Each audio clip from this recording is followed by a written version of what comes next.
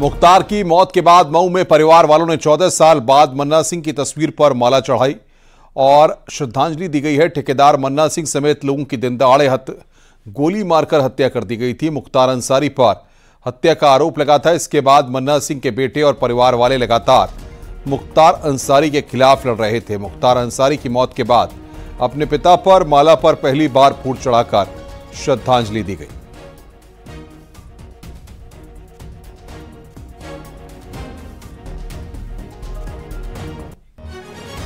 तो मन्ना की तस्वीर पर फूल मालाएं चढ़ाकर श्रद्धांजलि दी गई। ठेकेदार मन्ना सिंह की हत्या हुई थी।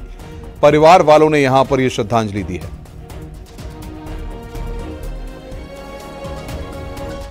परिवार को एक आत्मा को शांति क्या मिली है, भाई साहब के आत्मा को तो शांति जरूर मिली होगी आज। और परिवार का जो घाव था आज फिर उभर के सामने आ गया है। वो दिन याद करके क्या, जब हत्या हुई थी, आज मुख्तार की मौत हो गई। हाँ, वही अगर उनकी मौत हुई तो वो घटना आज फिर तरोताज़ा हो गई।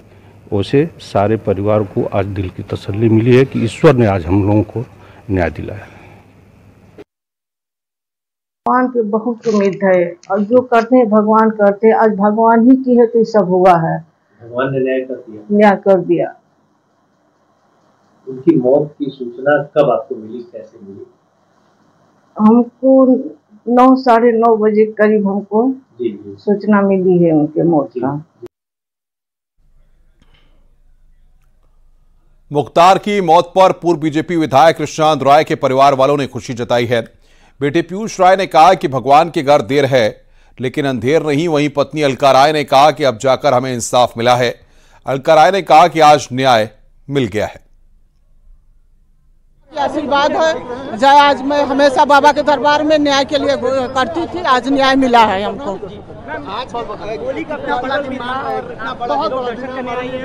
देखिए, होली के त्योहार हम लोग इस घटना के बाद नहीं मना पाते थे।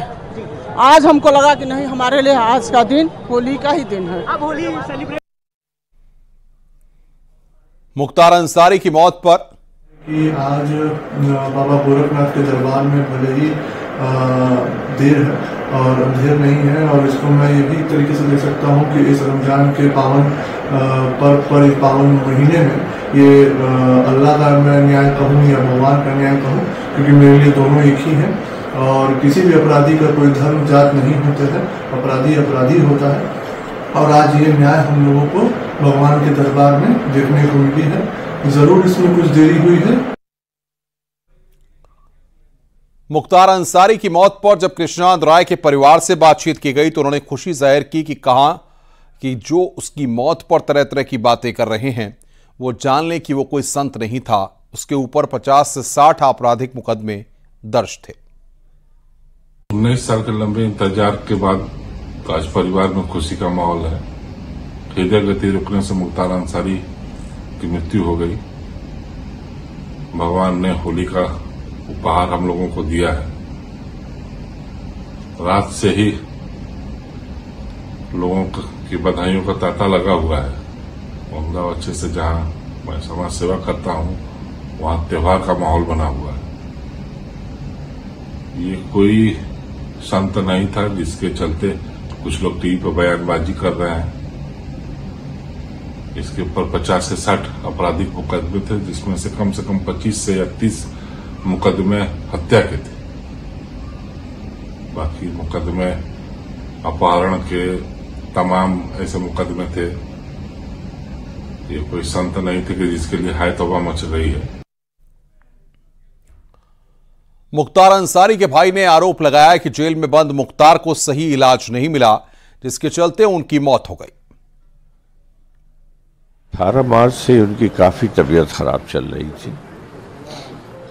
बार बार कहने के बावजूद कोई इलाज नहीं दिया जा रहा था। 25/26 की रात में तो काफ़ी तकलीफ हुई, तो उनको चंद घंटों के लिए मेडिकल कॉलेज लाए, फॉर्मेलिटी करके स्टेबल है कह के वापस कर दिया। तो प्रॉपर इलाज मिल रहा था या कोई इलाज नहीं? आशंका भी व्यक्त की जा रही थी कि वो तो महीनों पहले बात कही गई थी, लिख के दी गई थी माननीय उच्च न्यायालय को भी, सर्वोच्च न्यायालय को भी, लेकिन कोई उस पर कोई ध्यान नहीं दिया गया।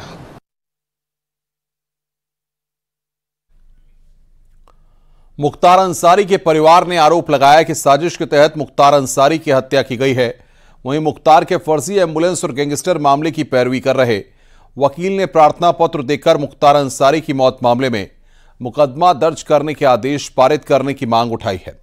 उन्होंने कहा कि 21 मार्च की पेशी के दौरान मुख्तार की तरफ से दिए गए प्रार्थना पत्र को मृत्युकालीन कथन मानकर एफआईआर दर्ज की जाए। प्रार्थना पत्र दिया है जिसमें हमने ये कहा है कि आपके टाइम तो हमारे 21 मार्च के प्रार्थना पत्र को मृतकालीन कथन मानकर और जितने सीसीटीवी फुटेज है या इंटीग्रेट है कि सारी चीजें हैं वो आपके संरक्षित कर ली जाए और प्रथम सूचना रिपोर्ट दर्ज की जाए। प्रदेश में कानून व्यवस्था पर बोले DG law and order Amitabh Yash. प्रदेश में हाई अलर्ट घोषित किया गया है। कई जिलों से अतिरिक्त फोर्स की तैनाती, पूरे प्रदेश में शांति कायम है। अमिताभ यश ने यह बात कही है। कल जो इंसिडेंट हुआ बांदा जेल में, उन सभी के दृष्टिगत पूरे प्रदेश में हाई अलर्ट घोषित किया गया था। कई जनपदों में एक्स्ट्रा फोर्स भेजी गई थी। पूर्व से भी इलेक्शन के कारण काफ़ी फोर्स जनपदों में मौजूद है। सभी को हाई अलर्ट के साथ वार्ता के माध्यम से भी शांति व्यवस्था बनाए रखने हेतु निर्देशित किया गया था। आगे बढ़ते हैं। पूर्व मंत्री सिद्धार्थनाथ सिंह ने मुख्तार की मौत पर बयानबाजी करने वाले विपक्षी दलों पर निशाना साधा है। उन्होंने कहा है कि इससे साफ जाहिर है कि इन लोगों के मन में क्रिमिनल के प्रति कितना दर्द है। मुख्तार अंसारी एक क्रिमिनल है और उनकी अभी पोस्टमार्टम चल रहा है और विस्कारा रिपोर्ट भी नहीं आई है। उसके बावजूद भी जिस प्रकार से राजनीतिक दल, विशेष रूप से समाजवादी पार्टी और कांग्रेस और बीएसपी के लोग कूदे हैं, तो ये दिखाता है कि एक क्रिमिनल के लिए उन लोगों को कितना दर्द है। और जो एक क्रिमिनल था जिसके ऊपर इतने गंभीर आरोप लगे हैं और उसको कोर्ट ने भी सजा दी है उम्र कैद की, उसके बाद भी उन पे दर्द हो रहा है, तो दिखता है कि किस प्रकार का जो एक माफिया राज जो चलता था पूर्वांचल में, उसके संरक्षण के पीछे ये सब राजनीतिक दल रहे हैं और विशेष रूप से समाजवादी पार्टी का इसमें बड़ा भारी हाथ रहता था। भारतीय जनता पार्टी के नेता मुख्तार अब्बास नकवी ने मुख्तार अंसारी की मौत पर बयानबाजी पर विपक्ष पर सवाल खड़े किए हैं। उन्होंने कहा कि कुछ लोगों की आदत संवेदनशील मुद्दे को इमोशनल रंग देने की होती है। हमारे साथ बीजेपी के वरिष्ठ नेता और पूर्व केंद्रीय मंत्री मुख्तार अब्बास नकवी, उनसे हम बात करते हैं। सर, जिस तरह से मुख्तार अंसारी की निधन हो गया है सर, उस पर जो है कई लोग जो है सवाल खड़े कर रहे हैं, राजनीति हो रही है। देखिए, मुझे लगता है कि कुछ लोग हर मुद्दे पर उसका इमोशनल एक्सप्लाइटेशन करते हैं और एक इमोशनल एक्सप्लाइटेशन करने के पीछे उनकी मकसद और मंशा देश के सांप्रदायिक सौहार्द को कैसे बिगाड़ करके उस पर सियासी रोटियां सेको। जो लोग इस तरह की बात कर रहे हैं उन्हें न तो इतिहास की जानकारी है न वर्तमान की जानकारी है। जो वो इलाके रहे हैं, चाहे मऊ हो चाहे। बदायूं में समाजवादी पार्टी के नेता शिवपाल सिंह यादव ने मुख्तार अंसारी की मौत पर सवाल खड़े किए हैं। उन्होंने कहा कि मुख्तार अंसारी के परिवार से हमारे पुराने रिश्ते रहे हैं। आजादी की लड़ाई में इस परिवार का बड़ा योगदान रहा है। मुख्तार अंसारी की मौत संदेह के घेरे में है। तो देखिए, इनकी मौत संदेह के घेरे में है। तो देखिए, न्यायालय को इसमें स्वयं रुचि लेना चाहिए। अगर जेल में किसी की मृत्यु होती है तो उसकी जिम्मेदारी प्रशासनिक अधिकारी, जेल से लेकर के सरकार से लेकर सबकी जिम्मेदारी है। वहीं मुख्तार अंसारी की मौत पर समाजवादी पार्टी के राष्ट्रीय सचिव अनु टंडन ने भी सवाल खड़े किए हैं। मुख्तार अंसारी के साथ पार्टी ही नहीं, कोई भी देश का जना होगा, इंसान की फितरत और इंसान की जो तौर तरीके उसके ऊपर नहीं कोई विवाद है कि भाई वो बहुत अच्छे थे, बहुत बुरे थे, उसका सवाल ही नहीं पैदा होता। लेकिन सबसे बड़ी बात है और सबसे अहम बात है, वो एक हिंदुस्तानी थे। अगर हिंदुस्तानी के साथ ऐसा हो रहा है तो स्वाभाविक है सब लोग उनके साथ खड़े हैं।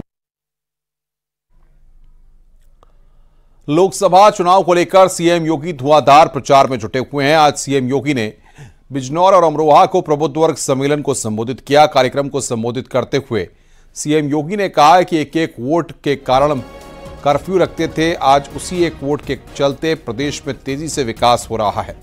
एक्सप्रेसवे और हाईवे के निर्माण हो रहे हैं।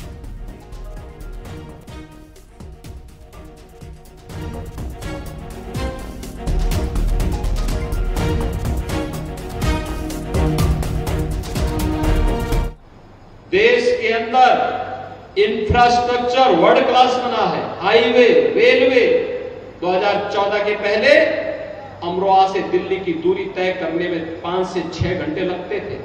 आज कंवर सिंह तंवर या आप में से कोई भी व्यक्ति 2 घंटे में है अमरोहा से दिल्ली की दूरी तय कर सकता है। ये इंफ्रास्ट्रक्चर में बदलाव आया है। बहनों और भाइयों, हाईवे हो, रेलवे हो, एयर कनेक्टिविटी हो, यहां पे मुरादाबाद का एयरपोर्ट हम चालू कर चुके हैं। IIT, IIM, AIIMS, IIIT, world class universities आज देश के अंदर बने हैं पिछले 10 वर्ष के अंदर। मुरादाबाद से टिकट काटे जाने और रुचिवीरा को एसपी प्रत्याशी बनाए जाने पर एसटी हसन ने कहा कि जो मेरे साथ विश्वासघात हुआ वो माफी के लायक नहीं है। साथ ही उन्होंने कहा कि अखिलेश यादव ने आस्तीन के सांपों को जल्द नहीं पहचाना तो समाजवादी पार्टी को बड़ा नुकसान होगा।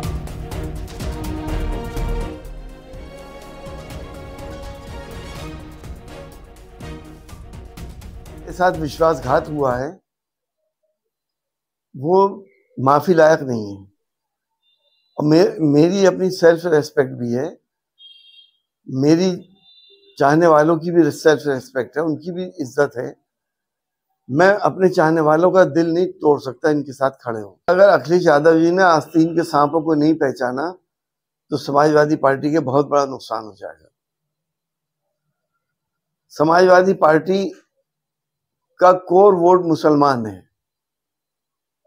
यादव को भी मैं कोर वोट नहीं मानता, कभी देते हैं कभी नहीं देते हैं। और हालात इस तरह से हैं कि हिंदू भाइयों का वोट भी हमें बहुत कम मिलता है और स्वर्णों का तो मिलता ही नहीं है।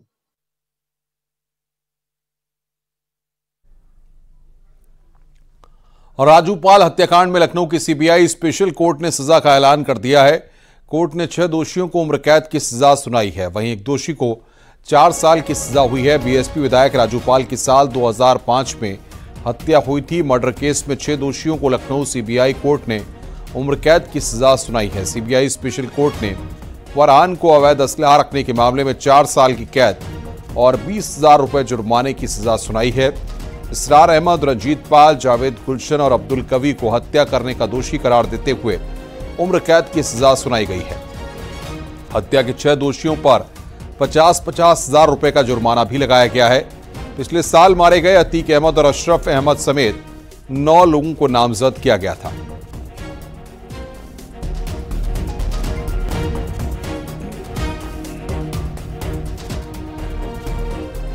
राजूपाल की पत्नी और विधायक पूजा पाल ने कोर्ट के फैसले का स्वागत किया। पूजा पाल ने कहा कि मैं कोर्ट के फैसले से संतुष्ट हूं। पूजा पाल ने कहा कि अपराध को देखते हुए उनको फांसी की सजा होनी चाहिए थी। हत्या दिन दहाड़े हुई, उनके साथ 2 लोगों का मर्डर और हुआ और वो वर्तमान में विधायक थे और उसके बाद उनकी डेड बॉडी उनके परिवार को नहीं दी गई। 9 दिन की शादी मात्र मेरी हुई थी। हम लोग चिल्लाते रह गए, बिलखते रह गए, हम लोग को देखने तक का नहीं हुआ। तो मुझे लगता है कि इतना सब कुछ देखने पर मुझे लगता है कि जो उम्र कैद की सज़ा हुई है वो फांसी की सज़ा होनी चाहिए, क्योंकि ये जो आपराधिक हैं इनका अपराध इतना बड़ा है कि उम्र कैद के लायक नहीं लगते हैं। मगर मेरा बस आखिरी में यही है कि इनका अपराध बहुत बड़ा है, तो मुझे लगता है इनको फांसी की सज़ा होनी चाहिए। सहारनपुर में संपत्ति के बंटवारे को लेकर भाई ने भाई को ट्रैक्टर से रौंद दिया। खौफनाक घटना सीसीटीवी कैमरे में कैद हुई है। सहारनपुर के गांव तिवाया में दो भाइयों में जमीन को लेकर झगड़ा चल रहा था। दोनों भाइयों के झगड़े ने इतना बड़ा रूप ले लिया कि एक भाई ने दूसरे भाई को ट्रैक्टर से रौंद डाला। इस खौफनाक घटना का वीडियो पास ही में लगे सीसीटीवी कैमरे में कैद हो गया। हालांकि घायल अवस्था में ओम कुमार और उसकी पत्नी को जिला अस्पताल में भर्ती कराया गया है।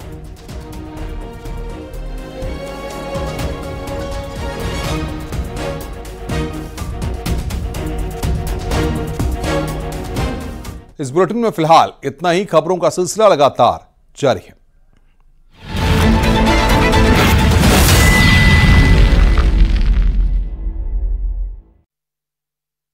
शक्ति ऐसे अंदाज लगा लीजिए कि कितना उसका तूती बोल रही थी उसके पूरे पूर्वांचल में। ऐसा कानून लगा हुआ लाइट मशीन गन की सिंगल रिकवरी अब तक पूरे उत्तर प्रदेश में है। उसमें उसका संलिप्तता थी। एविडेंस एक्ट के तहत पूरा कवर है, उसका फ़ोन टेप है। फिर भी मुलायम सिंह की सरकार ने पोटा कानून उस पे से हटा दिया, आउट ऑफ वे जाके। ये स्टेट का कानून नहीं था, ये सेंट्रल कानून था। पूर्वांचल में अब हर बात का जवाब गोलियों से दिया जाने लगा। लूट, हत्या, अपहरण, जमीन कब्जा, फिरौती और सुपारी किलिंग, यानी हर बुरे काम में इस गैंग के लोग शामिल थे। गैंग का दायरा जितना बढ़ता गया, मुख्तार अंसारी के काले कारनामों की फहरिस्त भी उतनी ही लंबी होती चली गई। अब तक उस पर हत्या की कोशिश और अपहरण के 65 केस दर्ज हुए। टाडा, मकोका और पोटा जैसे कानूनों के तहत कार्रवाई हुई। लेकिन इन सब से मुख्तार अंसारी बच निकला। साल बदली, सरकार बदला। सत्ता में आए योगी आदित्यनाथ, वो मुख्यमंत्री जो अपराध और अपराधियों से 36 का आंकड़ा रखता है। मुख्यमंत्री योगी आदित्यनाथ ने अपराधियों पे कार्रवाई शुरू की तो पूर्वांचल में खलबली मच गई। मुख्तार और उसके तमाम करीबियों पर ताबड़तोड़ कार्रवाई शुरू हो गई, जिसमें मकान, जमीन, शस्त्र जब्त किए जाने लगे। मुख्तार के भाई और बेटों की संपत्ति भी प्रशासन ने जब्त करनी शुरू कर दी। करीब 450 करोड़ की चोट माफिया को पहुंची। यानी इस माफिया के गैंग को सरकार ने चुन चुन कर निशाना बनाना शुरू किया और सबसे ज्यादा चोट पहुंचाई उनके आर्थिक साम्राज्य को। नतीजा ये हुआ कि अब मुख्तार की ना तो पहले जैसी धाक रही और ना ही नेटवर्क। न्याय के बुलडोजर ने पूर्वांचल में माफियाओं की नींव हिला दी। फिर वो दिन आया जब बांदा जेल से माफिया की लाश बाहर निकली। दहशत का जनाजा निकला तो इंसाफ पसंद लोग आतिशबाजी करते नजर आए। Bureau report, news 18।